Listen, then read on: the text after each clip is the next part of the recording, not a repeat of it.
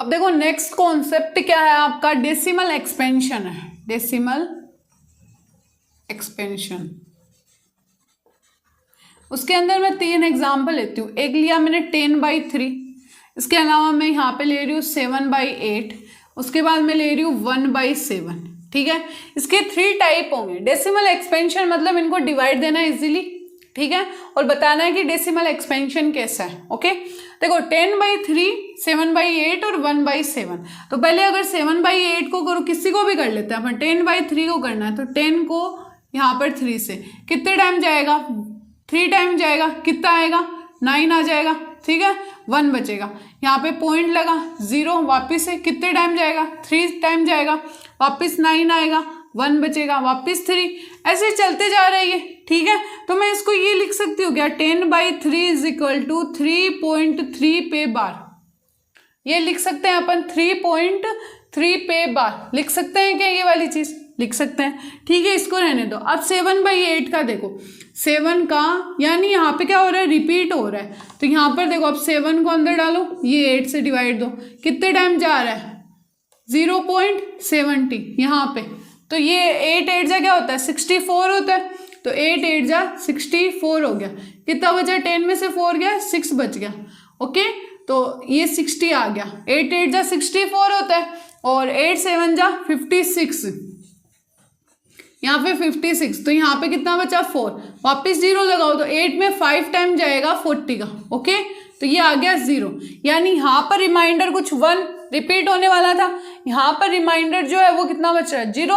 अब नेक्स्ट वाले का और देख लेते हैं, मतलब 7/8 को आप लिख दो यहाँ पे 0.875, ये लिख दिया। अब 1/7 का और देखो, देखो 1 का करो यहाँ पर अंदर 7 से। ओके, कितने टाइम जाएगा, 10 लगाया तो 0 पॉइंट, कितने टाइम गया 7, 1 टाइम गया, यहाँ पे 3 आ गया, वापिस जाएगा 30। ओके, तो कितना बना, 7 4 जा 28 बना, यहाँ पे कितना बजा 20, तो 7 2 जा 14। ठीक है, चल रहा है यहाँ पे। फिर कितने टाइम जाएगा, देखो यहाँ पे 20 और ये हो गया 14, कितने टाइम जा रहा है 6 टाइम जा रहा है। ओके, वापिस 0, तो 7 8 जा 56 आ रहा है, कितना 10 में से 6 गया 4, 40, 7 5 जा 35, कितना बचा, वापिस 5, 50। तब तक करते जाना है जब तक 1 ना आ जाए, और अगर नहीं आ रहा है, नंबर्स चेंज होते जा रहे हैं, तो हम वहाँ पे क्या लिखेंगे वो देखेंगे। तो 50 में कितने टाइम गए हैं यहाँ पे 7 7 जा 49। अब देखो 1 बच गया क्या, ये 1 बच गया ना फिर से यहाँ पर, और क्या आ रहा है 1 बच गया, वापिस 10 लगाएंगे, वापिस वही सेम चीज। तो ये क्या हो रही है, रिपीट हो रही है कि नहीं हो रही। तो 1/7 को आप क्या लिख सकते हो 0.142857, ये लो। ठीक है, ये वाली चीज आ रही है। इसके अलावा एक और, अब देखो एक चीज यहीं पे बता देती हूँ, 2 टाइप तो बता देती हूँ। देखो 7/8 = 0.875। अगर रिमाइंडर 0 बच रहा हो तो उसको हम कौन सा एक्सपेंशन बोलेंगे, टर्मिनेटिंग। कौन सा, टर्मिनेटिंग एक्सपेंशन। कौन सा बोलेंगे, अगर रिमाइंडर 0 बच रहा हो तो उसको क्या बोलेंगे, टर्मिनेटिंग। और अगर रिमाइंडर 0 ना भी बच रहा हो, ठीक है, 0 ना बच रहा हो तो हम क्या बोलेंगे उसको, नॉन टर्मिनेटिंग। ठीक है, और अगर रिपीट हो रहा हो तो हम उसको बोलेंगे रिपीटिंग। जैसे ये वाला एग्जाम्पल और ये वाला एग्जाम्पल में सेम था, रिपीट होने वाला है, तो non terminating, repeating, decimal. Okay, हो गए ये 2 टाइप। तो अब 3rd टाइप के लिए आपको एक एग्जाम्पल और बताते हैं, जैसे √2, और ये दोनों किसके लिए यूज आते हैं, हमेशा रेशनल नंबर्स के लिए। ये दोनों किसके लिए यूज आएंगे, रेशनल नंबर के लिए। अब बात आती है रेशनल नंबर के लिए, तो इसको मिटा रही हूँ एक बार।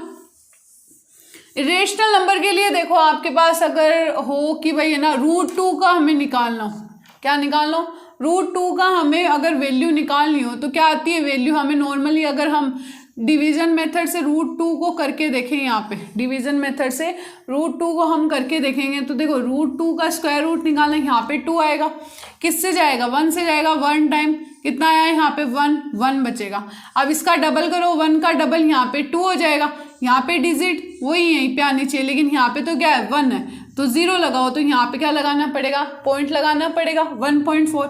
अब देखो 10 में कितने टाइम जाएगा, 4 टाइम चला जाएगा। तो यहाँ पर अगर मैं 1 का डबल क्या आएगा, यहाँ पे 2 आ जाएगा।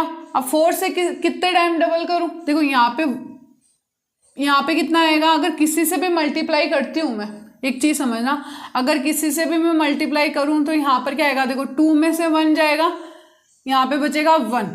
ओके, एक 0 लगा सकते हैं, अगर एक्स्ट्रा 0 लगाना हो तो यहाँ पे पॉइंट आएगा, ये चीज़ ध्यान रखनी है। ओके, तो यहाँ पे देखो 100 में किसका जाएगा, अगर मैं यहाँ से 24 को 4 से करूँ, 4 4 जा 16 और 4 2 जा 8 और 1 9, तो 96 आ रहा है, तो 4 से जाएगा और 96 आएगा, वापस 4 बचेगा यहाँ पे, और ऐसे ही चलता जाएगा। हमें √2 की वैल्यू पता है ना 1.414, और ऐसे चलती जाती है, आगे भी वैल्यू वही आएगी। तो जब ये हो कि भाई रिमाइंडर भी 0 ना आ रहा और रिपीट भी ना हो रहा, तो उसको क्या बोलेंगे, नॉन टर्मिनेटिंग और नॉन रिपीटिंग